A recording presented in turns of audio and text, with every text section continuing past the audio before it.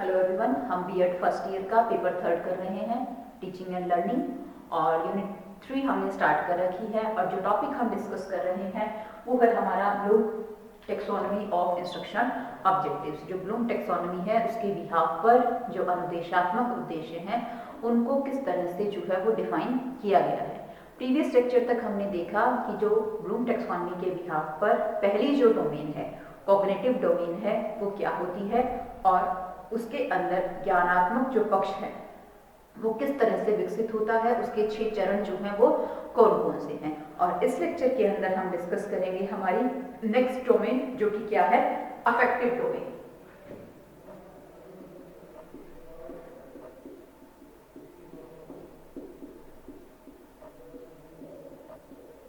Affective domain, जिसे हिंदी में हम भावात्मक पक्ष बोलते हैं।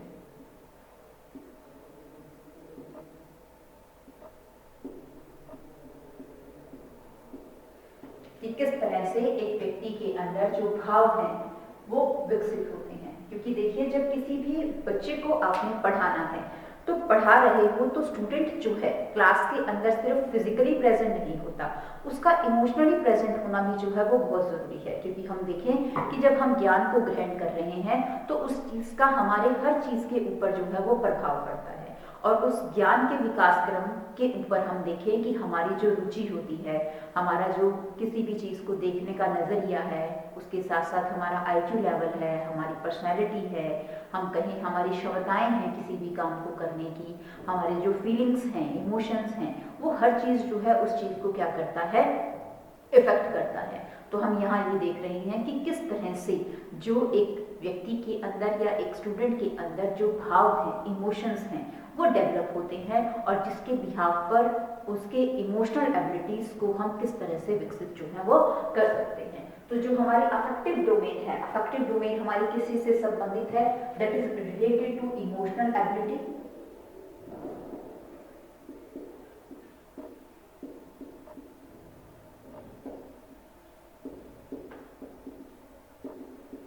जो हमारी भावात्मक क्षमताएं होती हैं उन सभी चीजों से क्या है, संबंधित है। और जो अफेक्टिव डोमेन है ये किसके थ्रू दी गई है, ये ब्लूम एंड क्रथवाल दोनों ने इसे बताया। और कब बताया, इन 1964 में जो है वो इसके बारे में बताया गया है।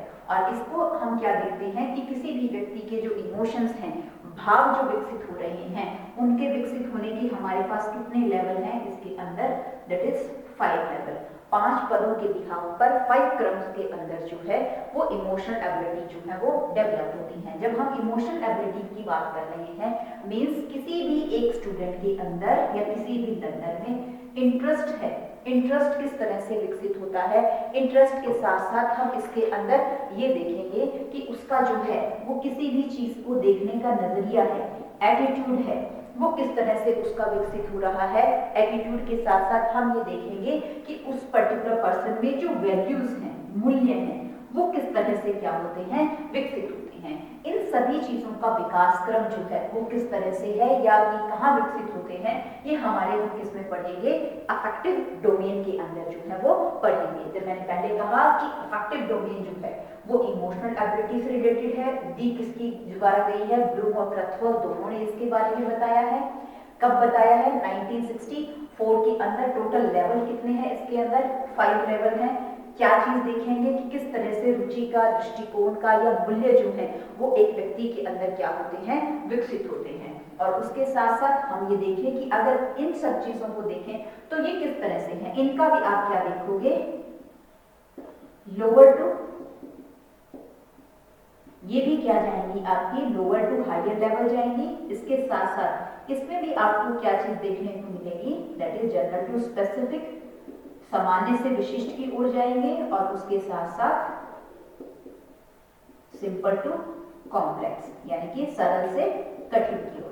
इसमें भी जो विकास क्रम होगा वो आपका निम्नतम से उच्चतम स्तर होगा, सामान्य से विशिष्ट की ओर होगा और सरल से क्या होगा, कठिन की ओर जो है हम देखेंगे। देखिए, जैसे हमने ये कहा कि जब एक व्यक्ति जन्म लेता है, बच्चा जन्म लेता है, तो वो एक ब्लैंक शीट की तरह होता है। तो हम ये कहें, ना तो उसे ये पता होता है कि क्या सही है और क्या गलत है, जो वो अपनी प्रतिक्रिया दिखाता है, जो उसके द्वारा रिस्पॉन्स दिया जाता है, वो रिस्पॉन्स पूर्ण रूप से किस चीज पे डिपेंड करता है, वो उसके उद्दीपन के ऊपर, स्टिमुलेशन। माता पिता के द्वारा जो क्रिया करी जाती है वो बच्चे के लिए क्या है, एक स्टिमुलेशन का काम करती है। उसके सराउंडिंग जो है, उसका जो एरिया है और उसके आसपास जो रहने वाले लोग हैं, वो जिस तरह की क्रिया उसके सामने करते हैं वैसे ही वो क्या करता है, प्रतिक्रिया करता है। यानी कि एनवायरनमेंट है या जो एक्सपीरियंसेस वो गेन करता है वो उसके लिए क्या है, एक उद्दीपन का कार्य कर रहा है, स्टिमुलेशन का कार्य कर रहा है। और उस स्टिमुलेशन के बिहाफ पर हम क्या देखते हैं, उसके अंदर क्या होती है, प्रतिक्रिया होती है।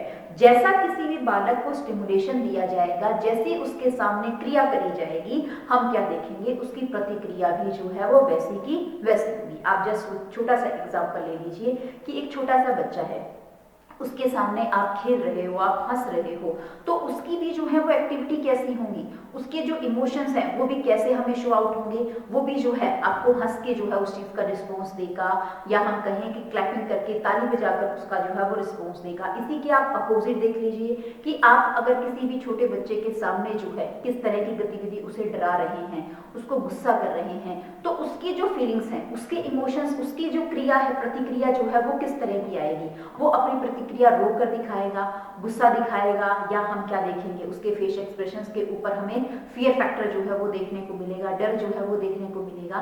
कि यानी कि जब हम कहें कि किसी भी व्यक्ति को जो जब वो डेवलप हो रहा है तो उसका जो इमोशनल एबिलिटी है वो भी स्टिमुलेशन के ऊपर, उद्दीपन के ऊपर डिपेंड करती है। जिस एनवायरनमेंट में जिस तरह का उसे उद्दीपन मिलेगा वैसे ही वो क्या करेगा, क्रिया व प्रतिक्रिया जो है वो करेगा।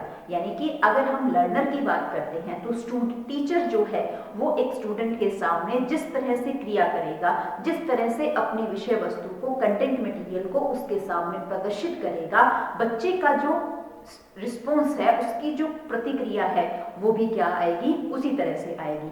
अगर एक टीचर फुल कॉन्फिडेंस में आके, फुल इंटरेस्ट के साथ अपने कंटेंट को, फुल उसके अंदर अपने एग्जाम्पल्स को यूज करते हुए बच्चों के सामने पढ़ा रहा है, तो बच्चों का भी आप क्या देखोगे, उस पर इंटरेस्ट आएगा, उनकी भी क्रियाएं जो है वो, प्रतिक्रियाएं जो है वो वैसे ही आएंगी। इसके अपोजिट अगर टीचर जो है वो हताश होकर और बिल्कुल भी अपने कंटेंट के अंदर इंटरेस्ट ना लेते हुए, परफेक्शंस ना दिखाते हुए कंटेंट को पढ़ाएगा, तो बच्चे भी जो हैं उसे उसी तरह की क्रिया जो है, प्रतिक्रिया जो है वो देंगे। तो अब हम देख रहे हैं कि किस तरह से जो ये इमोशंस हैं वो जो है वो डेवलप होते हैं। तो इसके अंदर सबसे पहला जो है वो हमारे पास आता है पद जो है, दैट इज रिसीविंग।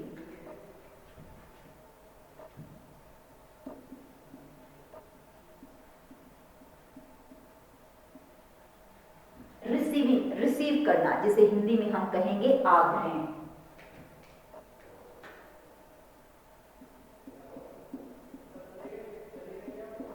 जैसा ही कोई भी लर्नर जो है या बालक है वो जैसा भी क्या करेगा, ग्रहण करेगा, रिसीव करेगा, वैसे ही हम क्या देखेंगे, उसके इमोशंस जो हैं वो क्या होंगे, डेवलप होंगे। जो मैंने आपको अभी बताया कि लर्नर के सामने जिस तरह की प्रतिक्रियाएं करी जाएंगी, जो चीज ग्रहण करने की। अब देखिए कि अगर आपने बच्चे के सामने जो है वो इस तरह के एग्जाम्पल जो है वो पेश करे हैं कि बच्चा क्या हो गया, किसी भी चीज को ग्रहण करने की उसकी इच्छा, कि वो अगर तत्पर है या नहीं है, कि उसके सामने जो उद्दीपन रखा गया उसके बिहाफ पर उसमें किस तरह की रिस्पॉन्स देने की प्रतिक्रिया जो है वो डेवलप हुई है। तो उसके बिहाफ पर हम कहते हैं, सबसे पहले तो इसके अंदर आता है कि अवेयरनेस, कि जो कंटेंट या हम कहें कि स्टिमुलेशन उसके सामने डेवलप करी जा रही है उसके रिगार्डिंग जो है वो क्या होना चाहिए, अवेयर होना चाहिए। अवेयरनेस के बाद आता है इसके अंदर, that is willingness to receive, किसी भी चीज को ग्रहण करने के लिए तैयार होना।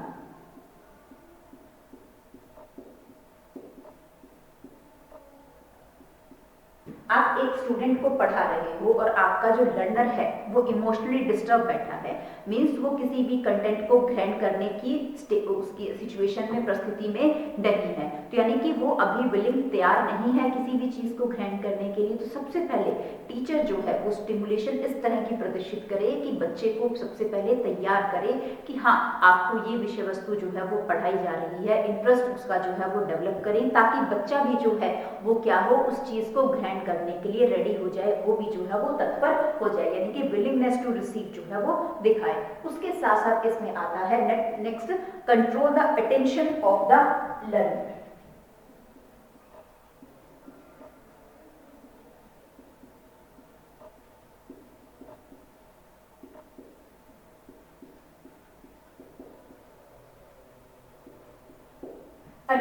अटेंशन आप बहुत अच्छे तरीके से जानते हैं कि अटेंशन क्या होता है, ध्यान का नियंत्रित करना।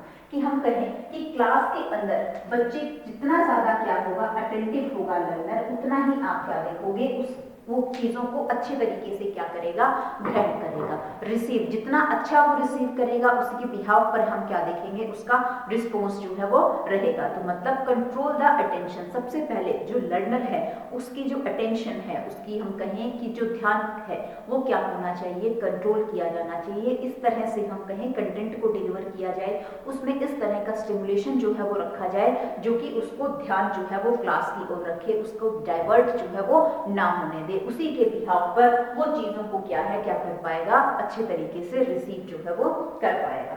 इसके बाद रिसीविंग के बाद इसमें नेक्स्ट पद आता है रिस्पॉन्डिंग।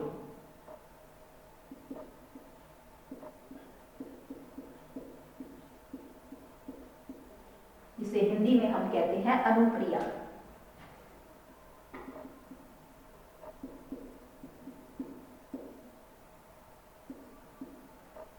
जैसे उसकी रिसीविंग होगी वैसे ही उसकी क्या होगी, रिस्पॉन्डिंग होगी, यानी कि उसकी अनुक्रिया जो है वो होगी। मीन्स जो हमारा रिस्पॉन्डिंग है, दूसरा चरण जो है वो पूर्ण रूप से किस पर आधारित है, रिसीविंग के ऊपर जो है वो आधारित है। अनुक्रिया, अनुक्रिया का मतलब कि किसी भी चीज के बारे में जानकारी या ग्रहण करने के बाद हम उस चीज के ऊपर रिस्पॉन्स जो है वो किस तरह से दे रहे हैं, कि हम उसके ऊपर जो है वो विचार विमर्श करके उसको ट्रांसलेट जो है वो किस तरह से कर रहे हैं। ट्रांसलेट के साथ साथ हम चीजों का आंसरिंग, टीचर जो है जितना अच्छा उसने किसी भी कंटेंट को रिसीव किया होगा, जितना अच्छा टीचर ने पढ़ाया होगा, उसके बिहाफ पर जब टीचर जो है उससे क्वेश्चनिंग कर रहा है, उसे किसी भी विषय वस्तु के बारे में पूछ रहा है, तो उसके आंसरिंग जो है वो उसी तरह की होगी। जो किसी चीज को आंसरिंग करना है, या हम कहें कि किसी भी चीज को इंस्ट्रक्शंस को फॉलो करना है, डिस्कशंस अगर करनी है, तो वो हर चीज जो है वो किस में आती है, रिस्पॉन्डिंग में आती है। जब रिस्पॉन्डिंग की बात करते हैं तो रिस्पॉन्डिंग में भी क्या आता है,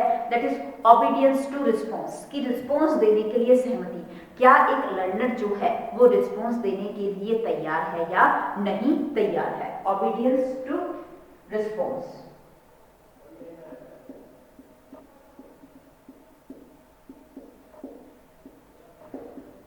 ऑबीडियंस टू रिस्पॉन्स के साथ साथ इसमें है that is willingness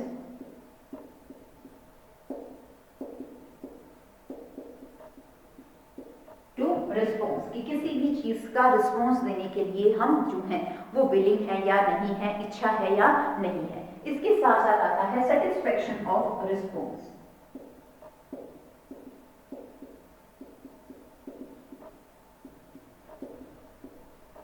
to response, satisfaction to response, मतलब जो रिस्पॉन्स, प्रतिक्रिया दी गई है उसके बिहाफ पर एक लर्नर, कोई भी व्यक्ति जो है वो कितना हम कहें सेटिस्फाई हो चुका है, संतोष जो है उसे हो चुका है। जब हम किसी चीज के ऊपर अनुक्रिया देंगे, जिस चीज को हम ग्रहण करेंगे, तो जो हमारी अनुक्रिया है वो पूर्ण रूप से किससे संबंधित होगी, हमारे आग्रहण के ऊपर जो है वो संबंधित होगा। जितना अच्छा हमने रिसीव किया है उतनी ही अच्छी हमारी क्या होगी, रिस्पॉन्डिंग होगी। जितने ज्यादा हम क्लास के अंदर या लर्नर जो है वो अटेंटिव रहा है, तो अटेंटिव के बिहाफ पर वो अपने रिस्पॉन्स देने में उतना ही क्या है, संतोष दिखाएगा, सेटिस्फाई होगा।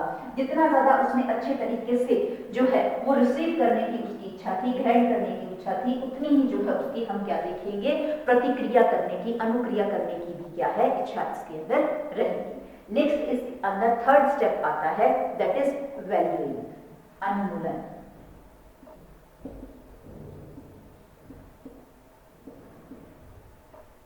वैल्यूइंग, इसे हिंदी में हम कहेंगे अनुमूलन।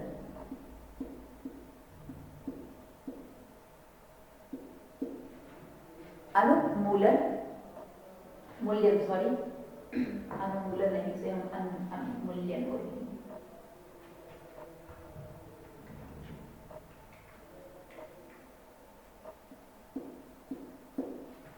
अनुमूल्यन जो है या वैल्यूइंग जो है वो अफेक्टिव डोमेन का हमारा थर्ड लेवल है और ये टोटली जो है वो किस चीज पे आधारित है, हमारे फर्स्ट और सेकंड स्टेप पे। हम देखिए वैल्यूइंग, वैल्यूइंग का मतलब क्या होता है कि किसी भी व्यक्ति के चरित्र का निर्माण होना।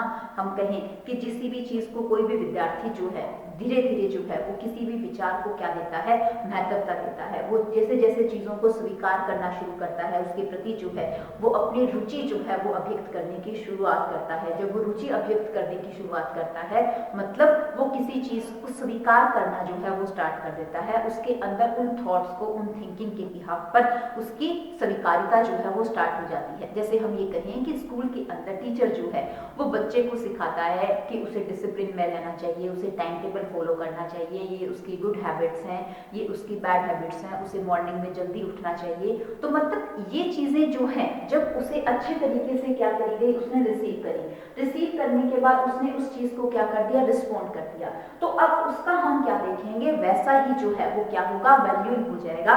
मतलब वो चीजों को एक्सेप्ट करना जो है वो शुरू कर देगा। जब वो अपने सराउंडिंग एनवायरनमेंट में किसी भी चीज को देखेगा तो उसके बिहाफ पर उसके अंदर जो रुचि है, अभिव्यक्ता है, वो भी उसी तरह से क्या है, डेवलप हो जाएगी। यानी कि वो उसके अंदर मूल्यों का निर्माण होना, वैल्यूइंग जो है वो डेवलप होनी क्या हो जाएगी, विकसित हो जाएगी। तो इसमें यह आता है कि एक्सेप्टेंस ऑफ वैल्यू, कि हम किसी भी चीज को कैसे जो है वो एक्सेप्ट कर रहे हैं।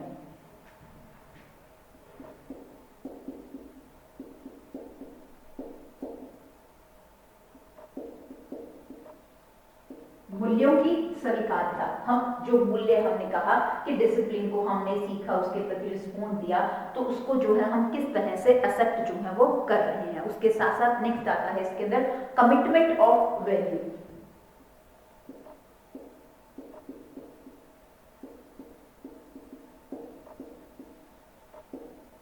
जो चीज हमने मूल्य जो है वो सीखे, उसके प्रति हमारी प्रतिबद्धता, हम उसके प्रति कितने कमिटेड हैं, हम उस चीज को कितना जो है वो फॉलो कर रहे हैं, कितनी रेगुलरिटी जो है वो हमें उसके बिहाफ पर दिखाई जा रही है। तो वो जो है वो किस में आएगी आपकी, that will be come in the valuing. Valuing के बिहाफ पर हम देखें मूल्य जो है वो डेवलप होते हैं, हम चीजों को जो है वो एक्सेप्ट करना शुरू कर देते हैं, स्वीकार करना जो है वो शुरू कर देते हैं, जिसके बिहाफ पर एक जो लर्नर है वो अपने, हम कहें कि अपने बिहेवियर के अंदर चीजों को डेवलप करना शुरू कर देता है और उस चीज को अभिव्यक्त करना जो है वो स्टार्ट कर देता है। वो चीजें उसके बिहेवियर के अंदर, उसके व्यवहार में दिखनी जो है वो स्टार्ट हो जाती हैं, जो कि किसमें आता है आपका वैल्यूइंग के अंदर। नेक्स्ट इसके अंदर फोर्थ आता है ऑर्गेनाइजेशन।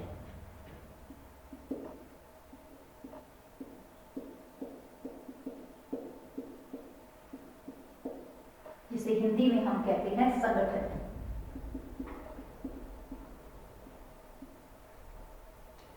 संगठन क्या है, अफेक्टिव डोमेन का, भावों का, इमोशंस डेवलपमेंट का हमारा फोर्थ जो है वो चरण है, फोर्थ जो है वो स्टेप है। जैसे जैसे हमारे मूल्यों का जो है वो निर्माण होता है, वैल्यू जो है वो निर्माण होती है, हम चीजों को संगठित करना शुरू कर देते हैं, यानी कि उस चीज को इकट्ठा जो है वो शुरू कर देते हैं। हमारे जो है हम क्या देखेंगे, मूल्य या विचार जो है वो विकसित होने स्टार्ट हो जाते हैं। विचार और मूल्य जो है जब विकसित होने स्टार्ट हो जाते हैं तो एक व्यक्तिगत, एक पर्सनैलिटी का क्या होता है, डेवलपमेंट स्टार्ट होता है। पर्सनैलिटी के साथ साथ हमारा जो सामाजिक विकास है वो स्टार्ट होता है। सामाजिक विकास के साथ साथ हम ये देखते हैं कि क्या सही है, क्या गलत है, उसके प्रति जो है वो हमारी समझ जो है वो विकसित हो जाती है। समझ विकसित होने के साथ साथ हमारे अंदर जो चीज, अगर हमने जो है वो अच्छी चीजों को जो है वो रिसीव किया है और अच्छी चीजों के प्रति रिस्पॉन्स दिया है और अच्छी चीजों को हमने क्या है, एक्सेप्ट किया है, तो हमारे अंदर जो संग्रहण है, जो इमोशंस हैं या फीलिंग्स हैं, उनका संगठन, उनका जो कोलैबोरेशंस है, इकट्ठा है, वो भी कैसा हो जाएगा, वो भी अच्छी चीजों का होगा। पॉजिटिव चीजें जो है हमारे अंदर डेवलप होंगी। हम उस चीजों को जो है वो ऑर्गेनाइज कर पाएंगे कि क्या सही है, क्या गलत है, उस चीज की पहचान जो है इसके अंदर कर पाएंगे। तो इसके अंदर आता है that is establishment of dominant values. अधिक प्रभावी मूल्यों की जो है वो क्या होती है, स्थापना होती है।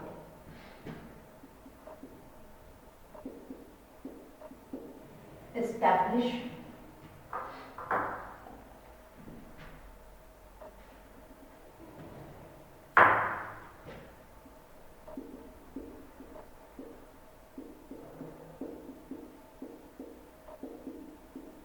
dominant वैल्यूज हैं वो हमारे अंदर स्थापित होनी जो है, विकसित होनी जो है वो डेवलप हो जाती हैं। अधिक स्थापित वैल्यू कौन सी हो गई? जिस चीज को हमने ग्रहण किया है। अगर हमने पॉजिटिव चीजें ग्रहण करी हैं तो वही चीज जो है वो हमारे अंदर स्थापित डेवलप होनी जो है वो शुरू हो जाएंगे। Organisation of the value,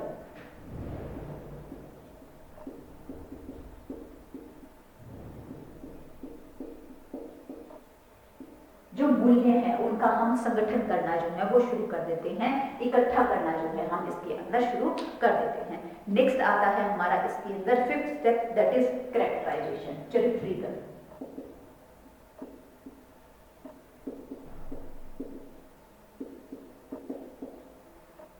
characterisation जिसे हिंदी में हम चरित्रीकरण कहेंगे।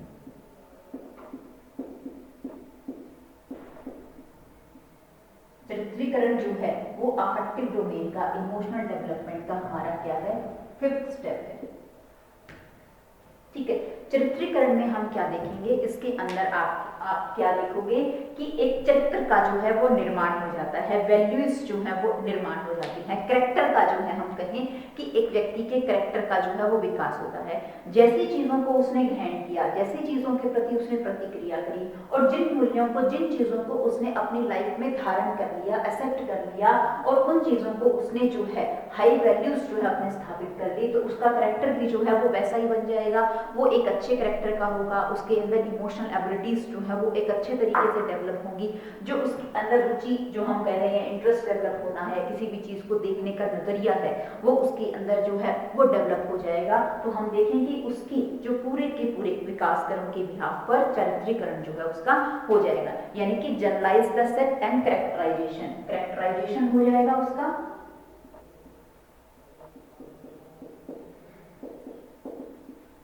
और इसके साथ साथ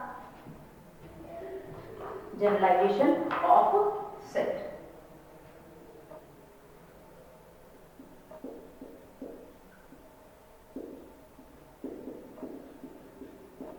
सामान्यीकरण, हम उसी चीजों के प्रतिक्रियाएं जो है वो दिखाने स्टार्ट कर देंगे। और नेक्स्ट है इसके अंदर कैरेक्टराइजेशन। हमारा वैसा ही चरित्र का जो है वो निर्माण हो जाएगा, लक्षण वर्णन जो है हमारा इसके अंदर डेवलप जो है वो हो जाएगा। तो ये क्या है? इन 5 पदों के बिहाफ पर हम क्या देखते हैं, जो अफेक्टिव डोमेन है वो हमारी क्या होती है? विकसित होती है, डेवलप जो है वो इसके अंदर होती है। इसके अंदर हमने क्या देखा? सबसे पहला जो हमारा चरण था वो क्या था? रिसीविंग। दूसरा क्या है हमारा? रिस्पॉन्डिंग। तीसरा क्या है? वैल्यूइंग। चौथा क्या है? ऑर्गेनाइजेशन। और पांचवा क्या है? कैरेक्टरिस्टिक्स। जो हमारे भाव हैं, हमारे इमोशंस हैं, उनके प्रति जैसे हम चीजों को देखकर, सुनकर या स्टिमुलेशन के बिहाफ पर हम ग्रहण करते हैं, जैसा हम ग्रहण करेंगे वैसी ही हमारी क्या होगी? प्रतिक्रिया होगी, वैसा ही हमारा रिस्पॉन्स होगा। जैसे जैसा हम लाइफ में रिस्पॉन्स देते जाएंगे वैसे वैसे हमारी लाइफ के अंदर मूल्यों की जो है वो स्थापना होनी स्टार्ट हो जाएगी। जैसे जैसे हमारे अंदर चीजें, मूल्य जो है वो स्थापित होंगे, हम चीजों को संग्रहित करना स्टार्ट कर देंगे और हमारे चरित्र का जो है वो निर्माण हो जाएगा। जैसे आप एक एग्जांपल लीजिए कि एक बच्चा जो है एक परिवार में रह रहा है और उस परिवार के अंदर जो है वो हर रोज जो है वो क्या देखता है? लड़ाई झगड़ा जो है वो देख रहा है। यानी कि उसे स्टिमुलेशन किस तरह का मिल रहा है? नेगेटिव थॉट का मिल रहा है कि वो जो है वो क्या देखता है? अपने आसपास एब्यूसिव बिहेवियर, अच्छा बिहेवियर नहीं देखता, गंदा बिहेवियर जो है वो देख रहा है।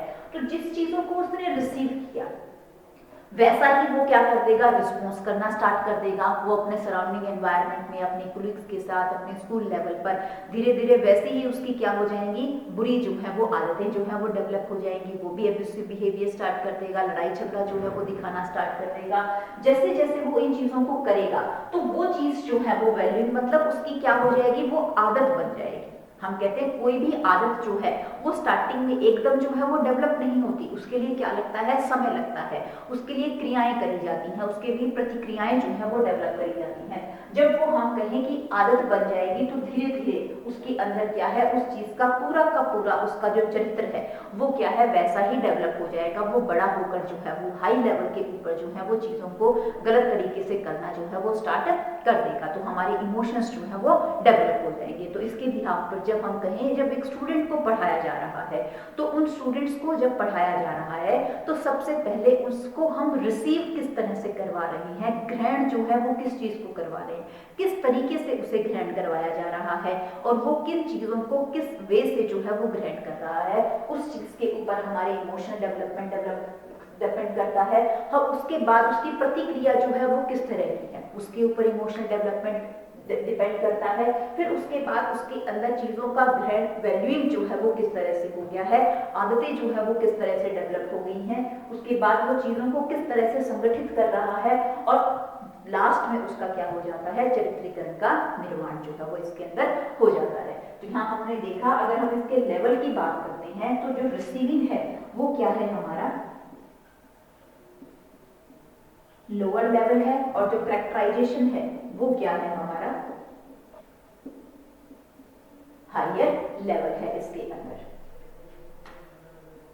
जो क्रम हमारा विकसित हो रहा है वो आपका लोअर लेवल से हायर लेवल की ओर जो है वो विकसित हो रहा है। रिसीविंग जो है वो अफेक्टिव डोमेन का लोअर लेवल है और जो कैरेक्टराइजेशन है वो क्या है, इसका हाईएस्ट जो है वो लेवल देखने को मिलता है। जो लेवल है, इनके जो क्रम हैं वो हमेशा यही रहेंगे, ये अपने अकॉर्डिंग जो हैं वो आगे पीछे नहीं इसके अंदर हो सकते। तो इस लेक्चर में हमने डिस्कस करी कि जो हमारी अफेक्टिव डोमेन है या भावात्मक पक्ष है किसी भी व्यक्ति का, किसी भी बालक का, वो किस तरह से जो है वो विकसित होता है। जो इसके बाद नेक्स्ट टॉपिक है, नेक्स्ट डोमेन है, वो हम नेक्स्ट लेक्चर के अंदर डिस्कस करेंगे।